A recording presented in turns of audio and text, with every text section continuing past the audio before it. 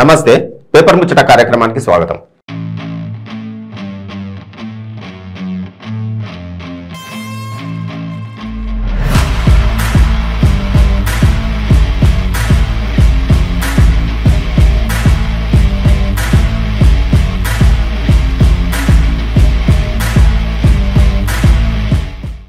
ఈ రోజు వార్తాపత్రికల్లోని ప్రధాన శీర్షికలు ఒకసారి చూద్దాం.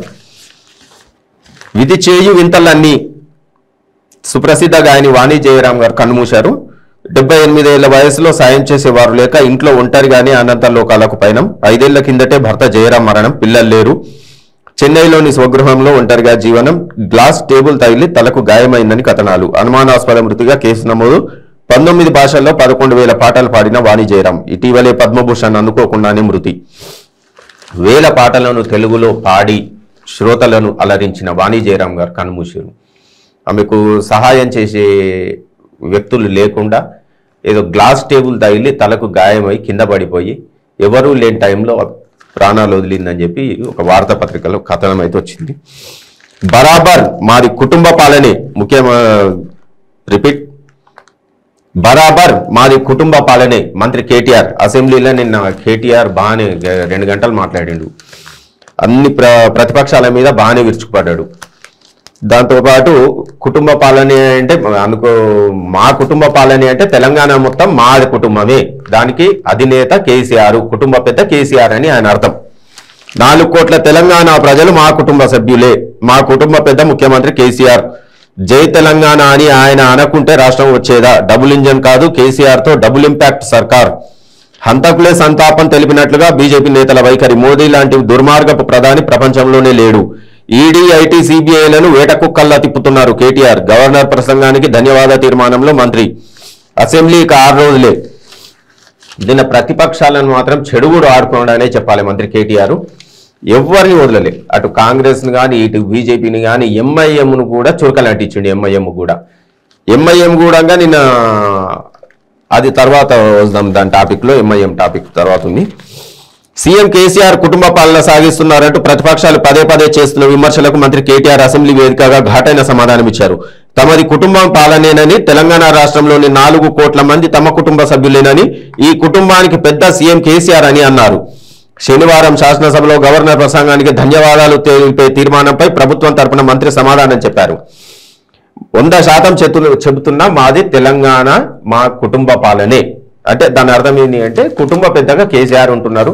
4 కోట్ల మంది ప్రజలకు ఆయన పెద్ద దిక్కుగా నిలబడ్డాడు. ఆయన లేకుంటే తెలంగాణ వచ్చేది కాదు, ఆయన నినదించకుంటే తెలంగాణ నినాదం లేదు అన్న ఉద్దేశంతో మాట్లాడుతున్నాడు. నిజమే, కేసీఆర్ గారు ఉద్యమం తీవ్ర స్థాయికి తీసుకుపోయిన ఆయనే తెలంగాణ రాష్ట్రం రావడానికి కూడా కారణం ముఖ్యమంత్రి కేసీఆరే. దానికి కాదనలేని వాస్తవం. ప్రతిపక్షాలు ఎన్ని మాట్లాడినా ఏం చేసినా, కాకపోతే ఉద్యమంలో అందరు పాల్గొన్నారు. అన్ని వర్గాలు, ఇటు ఉద్యోగ సంఘాలు కానీ జర్నలిస్టు సంఘాలు కానీ అందరూ, ప్రతి ఒక్కరి పాత్ర ఉంది. ఆర్టీసీ లేనిది ఉద్యమం తీవ్రతరం కాలే. అసలు ఆర్టీసీ కార్మికుల పాత్ర మరీ ప్రముఖమైంది. కాకపోతే శాసనసభలో తక్కువ మంది అంటున్నారు. వచ్చే ఎన్నికల్లో 15 స్థానాల్లో గెలుస్తాం. మా అధ్యక్షుడు అనుమతిస్తే 50 స్థానాల్లో పోటీ. అప్పుడు కూడా మేము బీఆర్ఎస్ కు మద్దతు ఇస్తాం. మిమ్మల్ని పొగిడితే ఎక్కువ సమయం ఇస్తారు, అభివృద్ధిపై నిలదీస్తే బలం తక్కువ అంటారా? మమ్మల్ని బీజేపీ బి టీం అన్నారు. మరి బీఆర్ఎస్ బీజేపీ గురించి సీఎం కేసీఆర్ కు ముందే చెప్పాను, అయినా దగ్గర అవ్వాలనుకున్నారు. అసెంబ్లీలో అక్బర్ 7 సభ్యులున్న పార్టీకి గంట సమయమా అన్న కేటీఆర్ వ్యాఖ్యలపై ఎంఐఎం పక్ష నేత ధ్వజం. నిన్న అసెంబ్లీలో ఎంఐఎం ఎమ్మెల్యే అక్బరుద్దీన్ ఓవైసీ చాలా తీవ్రంగా మండిపడ్డాడు కేటీఆర్ మీద. కేటీఆర్ ఏమన్నాడు అంటే 7 ఎమ్మెల్యేలు ఉన్న వాళ్ళకి ఇంత సమయం ఇస్తే ఎట్లా స్పీకర్ అని స్పీకర్ గారిని క్వశ్చన్ చేసిండు. దాంతో ఏమైపోయింది, కేటీఆర్ను ఈ అక్బరుద్దీన్ ఓవైసీ చాలా ఘాటుగా విమర్శించాడు. నువ్వు 7 మంది ఎమ్మెల్యేలు అంటున్నావు, నేను 15 మంది ఎమ్మెల్యేలను తీసుకొని నెక్స్ట్ వచ్చే అసెంబ్లీ ఎలక్షన్లలో 15 మంది ఎమ్మెల్యేలతో వస్తాను నేను అసెంబ్లీకి, 50 మంది ఎమ్మెల్యేలు పోటీ చేస్తారు ఈసారి 50 స్థానాలలో అని అన్నాడు. కరెక్టే. దాంతోపాటు ఆయన ఓల్డ్ సిటీ డెవలప్మెంట్ గురించి మాట్లాడాడు. డెవలప్మెంట్ గురించి, మెట్రో రైలు ఎందుకు రాలేదు ఇప్పటిదాకా, మా ఓల్డ్ సిటీకి మెట్రో ట్రైన్ ఏది అని. అంటే ఇప్పటిదాకా 8 సంవత్సరాలు టీఆర్ఎస్ పార్టీ అధికారంలో ఉంది. టీఆర్ఎస్ పార్టీకి అంటగాగింది ఎంఐఎం పార్టీ. అటువంటిది ఇప్పుడు 8 ఏళ్ల తర్వాత మెట్రో పాత బస్తీ కానీ ఇది ఇప్పుడు గుర్తొచ్చింది ఎంఐఎం ఎమ్మెల్యే అక్బరుద్దీన్ ఓవైసీకి. అదేదో 8 సంవత్సరాల నుంచి ఒక్క నిమిషం అసదుద్దీన్ ఓవైసీ గారు కానీ అక్బరుద్దీన్ కానీ ఇద్దరు ముఖ్యమంత్రి కేసీఆర్ దగ్గరికి పోయి 5 నిమిషాలు ఒక్కసారి ఓల్డ్ సిటీకి రా అంటే ప్రగతి భవన్ గేటు దాటి 5 నిమిషాలలో బయటకు వస్తుండే, నడుచుకుంటూ వస్తుండే వాళ్ళు ఎంబడి అవసరమైతే. 8 ఏళ్లలో ఏం పట్టించుకోలేదు పాత బస్సు గురించి. అప్పుడు అడగలేదు మెట్రో ట్రైన్ ఏది అని. డెవలప్మెంట్ గురించి ఎవరైనా పోతే రోడ్ వైండింగ్ చేద్దామంటే కూడా ఒప్పుకోలేదు. ఇప్పుడు ఎలక్షన్ మూమెంట్ కదా, మళ్ళీ పాత బస్సు డెవలప్మెంట్. ఫస్ట్ ఈ రాజకీయ నాయకుల మనస్తత్వాలు మారాలి, ప్రజల గురించి ఆలోచించాలి. 8 ఏళ్ల నుంచి ప్రజల గురించి ఆలోచించకుండా ఇప్పుడు ఎన్నికల సమయం దగ్గర పడే వరకు మా అభివృద్ధి ఏది, మా మెట్రో ట్రైన్ ఏది, మా రోడ్ వైండింగ్ ఏది. మరి 8 ఏళ్ల నుంచి టీఆర్ఎస్ పార్టీకి సపోర్ట్గా ఉన్నారు కదా, అప్పుడు అడగవచ్చు కదా. మరి అడగలే. ఫస్ట్ వీళ్ళ ఆలోచన విధానం మారాలి. ప్రజాప్రతినిధులు ప్రజలకు సేవ చేయడానికి ఆలోచించాలి. సుప్రీంకు మరో అంశం, సుప్రీంకు మరో తెలుగు జడ్జి. దేశ సర్వోన్నత కోర్టు న్యాయమూర్తిగా జస్టిస్ సంజయ్ కుమార్ నియామకం. మరో 4 పేర్లకు రాష్ట్రపతి ఆమోదం. న్యాయమంత్రి రిజిజు ట్వీట్. జస్టిస్ సంజయ్ మాజీ అడ్వకేట్ జనరల్ పి రామచంద్రారెడ్డి కుమారుడు. ప్రస్తుతం మణిపూర్ రాష్ట్ర హైకోర్టు ప్రధాన న్యాయమూర్తిగా బాధ్యతలు. రేపు ప్రమాణ స్వీకారం. సుప్రీంలో 2కు చేరిన తెలుగు జడ్జీల సంఖ్య. సుప్రీంకోర్టుకు మరో తెలుగు జడ్జి పోతున్నాడు, జస్టిస్గా పోతున్నాడు. ఇది ఇప్పుడైతే ఆయన మణిపూర్ రాష్ట్ర హైకోర్టు చీఫ్ జస్టిస్గా ఉన్నాడు. ఇంతకుముందు ఆల్రెడీ ఒక సిఎల్ నరసింహ అని చెప్పి ఒక చీఫ్ జస్టిస్ ఉన్నాడు సుప్రీంకోర్టులో. ఇప్పుడు 2వ తెలుగు జడ్జి కూడా పోతుండు. అంతే, అంతకుముందు చీఫ్ జస్టిస్గా కూడా తెలుగు చీఫ్ జస్టిసే ఉండే ఎన్వి రమణ. ఆయన రిటైర్ అయ్యాడు. ఆయన రిటైర్ అయిపోయినాక ఇప్పుడు 2వ తెలుగు జడ్జిగా జస్టిస్గా పోతున్నాడు. ఈయన హైదరాబాద్, వీళ్ళది ఒరిజినల్గా అనంతపూర్. 1966-72 మధ్యనే హైదరాబాద్కు వలస వచ్చిరు వాళ్ళు. హైదరాబాద్కు వచ్చి హైదరాబాద్లో స్థిరపడ్డారు. వలస కాదు, స్థిరపడ్డారు హైదరాబాద్కు వచ్చి. వాళ్ళ ఫాదర్ వచ్చేసి రామచంద్రారెడ్డి వచ్చేసి ఆయన అడ్వకేట్ జనరల్గా చేసిండు. ఈయన కూడా 80 తర్వాత 80 ఆ టైంలో అడ్వకేట్ జనరల్గా చేసిండు. 1980 ఆ టైంలో. ఈ సంజయ్ కూడా అడ్వకేట్గా చేసిండు. ప్లస్ తెలంగాణ రాకముందు ఉమ్మడి ఆంధ్రప్రదేశ్ ఉన్నప్పుడు రాష్ట్ర ప్రభుత్వ న్యాయవాది కూడా ప్రాక్టీస్ చేసిండు. ఇప్పుడు సుప్రీంకోర్టు జడ్జిగా నియామకమైండు. రేపు ప్రమాణ స్వీకారం. ఇంకో అంశం చూస్తే, న్యాయ వ్యవస్థ ప్రసవ వేదన. పుట్టబోయే శిశువు కోసం సిజేఐ ఛాంబర్లో అసాధారణ నిర్ణయం. నిన్న సుప్రీంకోర్టు చీఫ్ జస్టిస్ దాంట్లో పెద్ద ఒక టాపిక్ నడిచింది, ఒక 2 గంటల పాటు. దాని మీద ఒక మంచి అంటే మానవత్వ దృక్పథంతో న్యాయం చేసిరు ఒక అమ్మాయికి. దాన్ని అమ్మాయి మ్యారేజ్ కాకముందే గర్భం దాల్చింది. ఆ అమ్మాయిని దత్తత తీసుకునేటందుకు ఎవరైతే పుట్టబోయే పాప మాకొద్దు అని వాళ్ళ పేరెంట్స్ చెప్పడం, వాళ్ళ తల్లిదండ్రులు కూడా అబార్షన్ చేయడానికి ప్రయత్నించడం, దీంతో వీళ్ళు మానవత్వం దృక్పథంతో ఏం చేసిరంటే చీఫ్ జస్టిస్ ఛాంబర్లో కూర్చొని అందరు కలిసి న్యాయవాదులు ప్లస్ సోషల్ వర్కర్లు అందరు కలిసి కూర్చొని ఎవరైతే ప్రెగ్నెంట్ ఉన్నదో ఆ అమ్మాయికి నచ్చజెప్పి వాళ్ళ తల్లిదండ్రులకు నచ్చజెప్పి పుట్టబోయే బిడ్డను దత్తత తీసుకోవడానికి ముందుకొచ్చారు వీళ్ళందరూ కలిసి. అప్పుడు ఆ అమ్మాయి ఒప్పుకున్నది డెలివరీకి. ఇది మానవతా దృక్పథంతో ఒక శిశువును చంపకుండా ఉండేందుకు న్యాయమూర్తులు ప్రయత్నించిన ఒక ప్రయత్నం ఇది, చేసిన ప్రయత్నం ఇది. అమరావతి కేసును త్వరగా చేపట్టండి. అమరావతి కేసును సత్వర విచారణకు తెచ్చేందుకు రాష్ట్ర ప్రభుత్వం గట్టి ప్రయత్నం చేస్తుంది. రాజధాని పరిరక్షణ సమితి వర్సెస్ ఏపీ ప్రభుత్వం కేసును వీలైనంత త్వరగా సుప్రీంకోర్టు ముందు విచారణ చేపట్టేందుకు ప్రయత్నాలు ప్రారంభించింది. అమరావతి రైతులతో ఒప్పందం వంటి కీలకాంశాలు ముడిపడి ఉన్నందున వాటిని తేల్చకుండా రాష్ట్ర ప్రభుత్వం తానుగా రాజధానిపై కొత్త చట్టం తేవడం కుదరదని హైకోర్టు ధర్మాసనం తీర్పు చెప్పిన విషయం తెలిసిందే. 3 రాజధానుల చట్టాన్ని తీసుకువచ్చిన ప్రభుత్వం దానిని ఉపసంహరించుకుంటున్నప్పటికీ హైకోర్టు తీర్పును సవాల్ చేస్తూ సుప్రీంకోర్టును ఆశ్రయించింది. 6 నెలల్లో రాజధాని పనులు పూర్తి చేయాలన్న ఒక్క ఆదేశంపై మాత్రమే సుప్రీంకోర్టు స్టే విధించి మిగతా కేసులను కొనసాగిస్తుంది. జనవరి 31న ఈ కేసు కోర్టు ముందుకు విచారణకు రావాల్సి ఉన్నప్పటికీ విచారణ సమయం సరిపోకపోవడంతో వాయిదా వేసింది. ఈ కేసు 7వ విచారణకు వచ్చేలా కంప్యూటరైజ్డ్ జాబితాలో ఉంచారు. ఈ రోజు అది విచారణకు రావచ్చు, రాకపోవచ్చు. ఆ రోజు దానిని ఎలాగైనా సరే విచారణకు తేవాలన్న ఉద్దేశంతో 6న కోర్టు ముందు దీనిపై ప్రస్తావించడానికి అనుమతి ఇవ్వాల్సిందిగా సుప్రీంకోర్టు రిజిస్ట్రార్కు రాష్ట్ర ప్రభుత్వ అడ్వకేట్ అండ్ రికార్డ్స్ శనివారం లేఖ రాశారు. ఒకవేళ సుప్రీంకోర్టు రిజిస్ట్రీ దీనికి అనుమతిస్తే కేసు అంశాన్ని సోమవారం కోర్టు ముందు ప్రస్తావిస్తారు. ఏ రోజు విచారణ జరిపేది సోమవారం సుప్రీంకోర్టు నిర్ణయిస్తుంది. అయితే సత్వర విచారణ కోసం శనివారం అందిన లేఖలో 12 విజ్ఞప్తులను రిజిస్ట్రీ పరిగణలోకి తీసుకుని ఆ కేసులను సోమవారం బెంచ్ ముందు ప్రస్తావించడానికి అనుమతించింది. శనివారం సాయంత్రం వరకు ఆ జాబితాలో రాష్ట్ర ప్రభుత్వ విజ్ఞప్తి లేదు. ఒకవేళ రివైజ్డ్ జాబితాలో ఉంటే సోమవారం ప్రస్తావనకు రానుంది.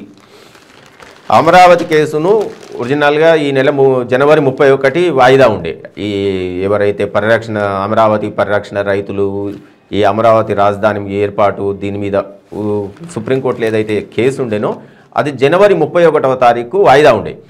ఆ రోజు లేట్ అవ్వడం వల్లనో ఏదో విషయం వల్ల ఫిబ్రవరి 7కు వాయిదా చేసిరు. ఫిబ్రవరి 6కు వచ్చే ఫిబ్రవరి 7వ తారీఖు వాయిదా ఉంది. అయితే ఆ రోజు ఫిబ్రవరి 7కు కూడా రాలే.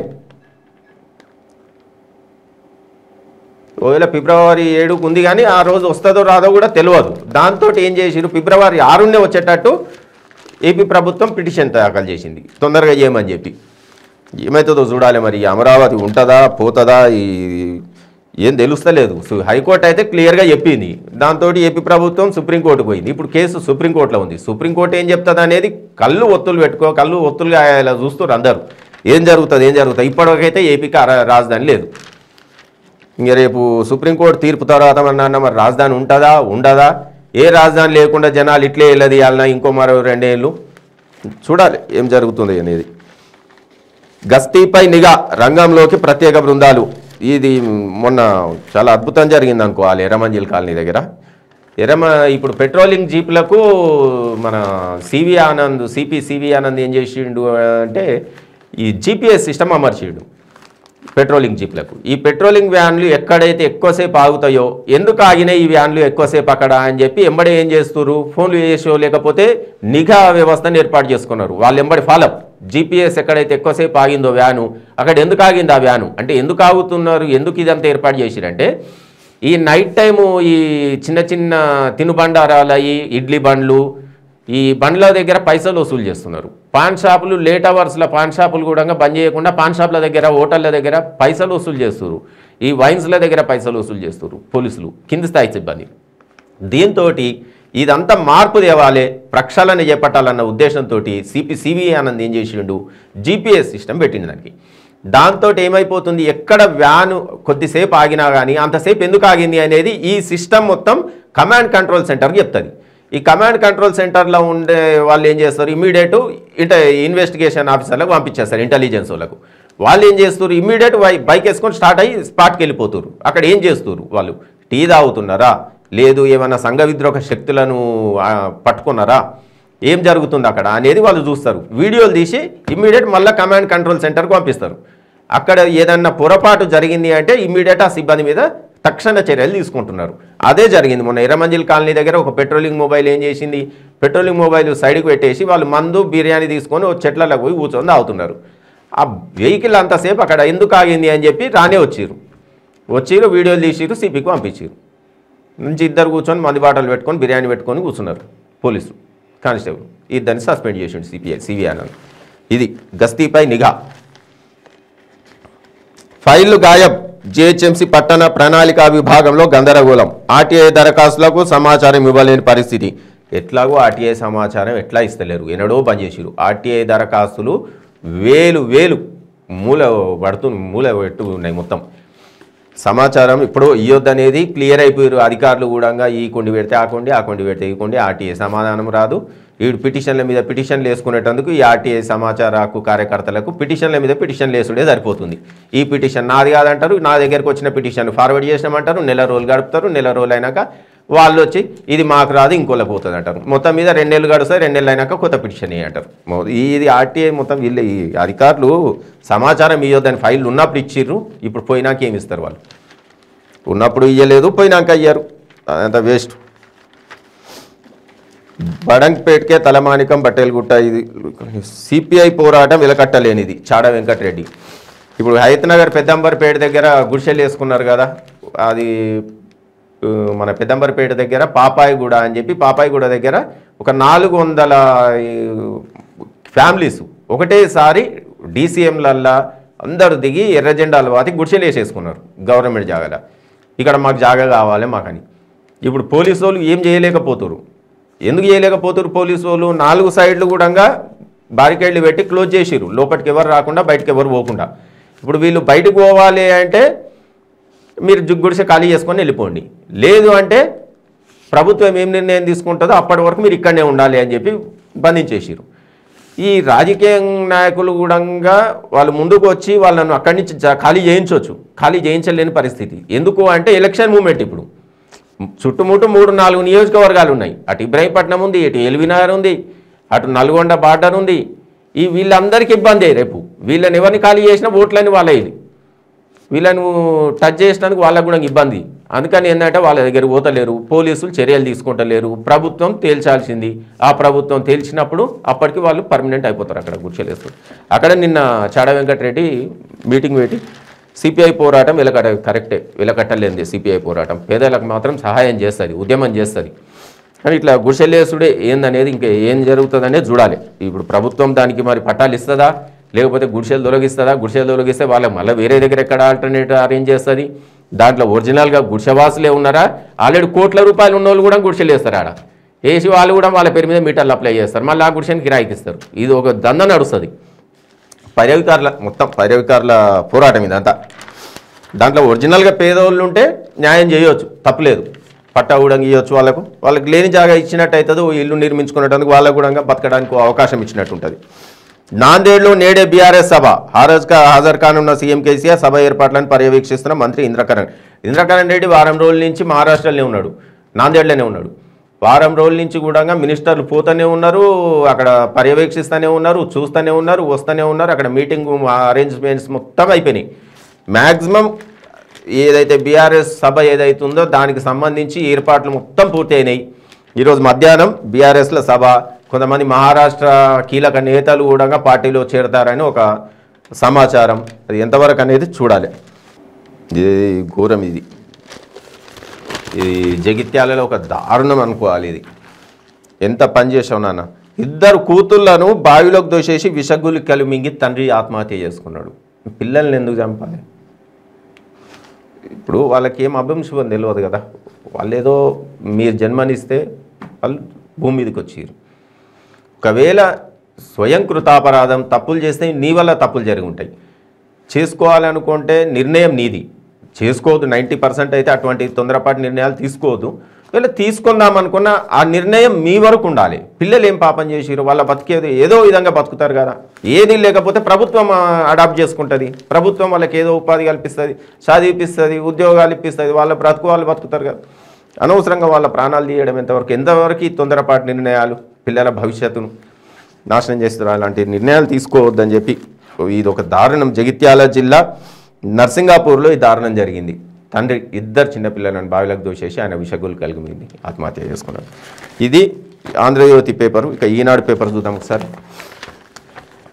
దేశం అంటే ప్రధాని ఆదానియేనా, దొంగతనాన్ని బయట పెడితే దేశంపై దాడి అంటారా? అండగా ఉండాల్సిన కేంద్రమే రాష్ట్రానికి గండంగా మారింది. అసెంబ్లీ మండలిలో మంత్రి కేటీఆర్ విమర్శల దాడి. నిన్న అసెంబ్లీలో కానీ శాసన మండలిలో కానీ మంత్రి కేటీఆర్ బాగానే చెలరేగిపోయాడు. 2 గంటలు ఏకధాటిగా ప్రతిపక్షాలను ఒక కుమ్ముడు గుమ్మిండని చెప్పాలి.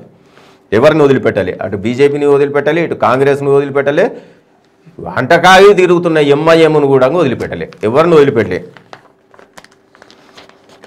కరెక్టే అడిగేది. మొత్తం ఇప్పుడు దేశం మొత్తం అన్ని పెట్టుబడులు ఆదానికే ఇస్తే రేపు దేశ భవిష్యత్ ఏంది? ఇప్పుడు ఎన్నో ఉద్యమాలు చేసి ఎంతో కష్టపడి సాధించుకున్న కొన్ని వ్యవస్థలను కూడా ఈ కార్పొరేట్ వ్యక్తులకు, కార్పొరేట్ శక్తులకు ఒప్పచెప్తే రేపు జనరేషన్ మీద ఆ ప్రభావం పడదా? ఎన్ని నమ్ముకుంటూ పోతారు ఇట్లా? ఇప్పటికి ప్రైవేట్ బ్యాంకులు అన్నీ ప్రైవేట్ అయిపోయినాయి. గవర్నమెంట్ నేషనలైజ్డ్ బ్యాంకులు మొత్తం బ్యాంకింగ్ రంగాన్ని ప్రైవేటైజ్ చేసిరు. ఏది ప్రభుత్వ రంగ సంస్థలను మొత్తం ప్రైవేటైజేషన్కు కట్టబెట్టుకుంటూ పోతే రేపు ప్రభుత్వానికి ఏముంటుంది?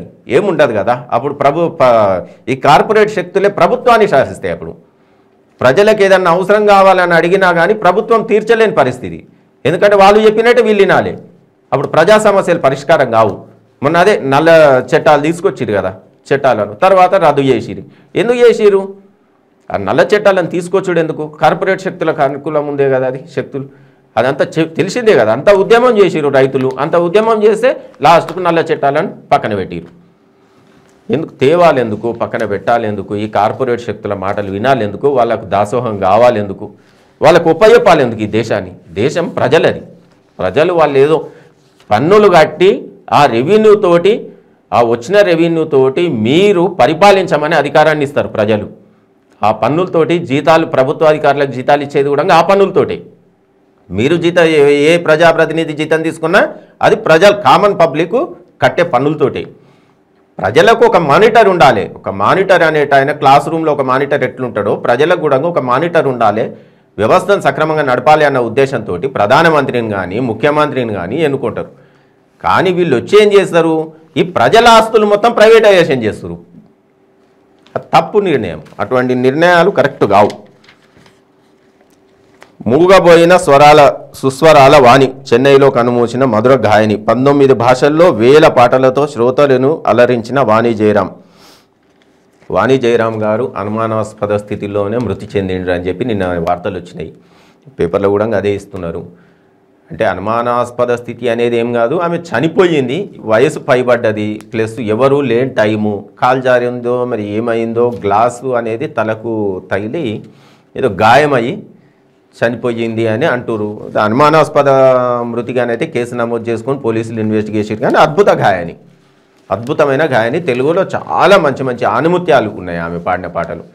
పాపం మొన్ననే విశ్వనాథ్ చనిపోయి 2 రోజులు కాకముందే మళ్ళీ ఒక గాయని, ఒక ప్రముఖ దర్శకుడు, ఒక మహానుభావుడు, ఆ మహానుభావుడు చనిపోయిన 2 రోజులకే మళ్ళీ ఒక సుప్రసిద్ధ గాయని వాణి జయరాం కనుమూసి.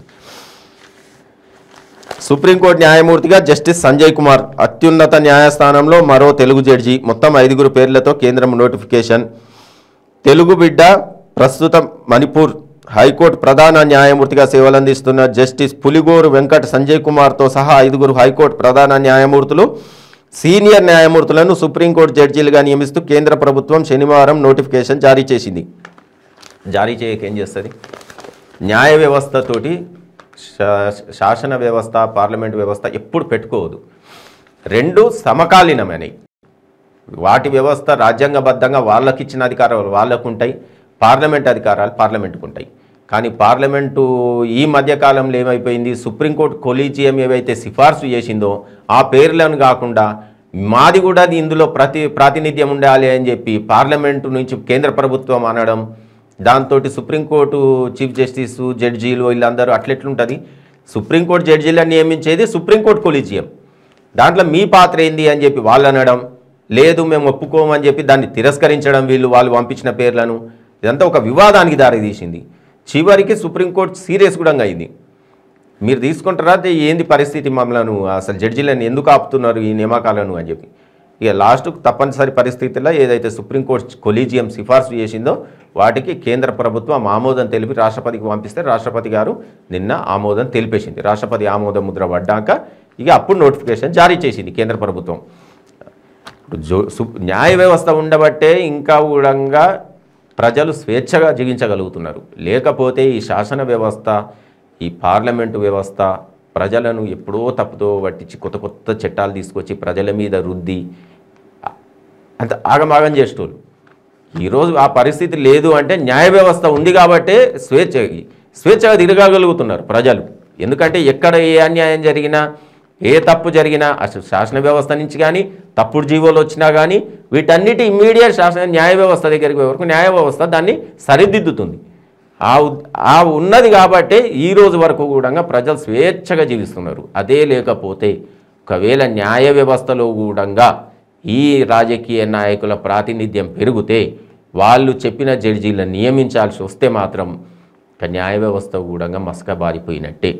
న్యాయ వ్యవస్థ కూడా ఒక మచ్చ అనేది ఏర్పడుతుంది. అటువంటి పరిస్థితి తేవద్దని ప్రజాప్రతినిధులకు అందరు కలిసి లెటర్లు రాయాలి. అసలు సుప్రీంకోర్టుకు ప్రధానమంత్రికి కానీ రాష్ట్రపతికి కానీ మీరు న్యాయ వ్యవస్థలు ఏలు పెట్టకండి అని చెప్పి ప్రజాప్రతినిధులందరికీ లెటర్లు రాయాలి. పంట రుణం పెనుభారం, అవగాహన లేక చెల్లించని ఫలితం, రైతులకు బ్యాంకుల నోటీసులు, రుణమాఫీ కోసం కర్షకుల ఎదురుచూపులు. ముఖ్యమంత్రి కేసీఆర్ ముఖ్యమంత్రిగా ప్రమాణ స్వీకారం చేసినప్పుడు రుణమాఫీ చేస్తాం మేము, రైతు రుణమాఫీ అన్నారు. ఇప్పటివరకు ఆ రైతు రుణమాఫీ సంగతి ఇప్పటివరకు పట్టించుకున్న పాపనగులే. అంటే రైతుకు రుణమాఫీ కాలేదు అనే వాదన ఉంది. స్టార్టింగ్లో ఏదో 50,000 అది ఉన్న వాళ్ళకి కొన్ని అకౌంట్లలో పడ్డాయి, తర్వాతగా పడలేదు.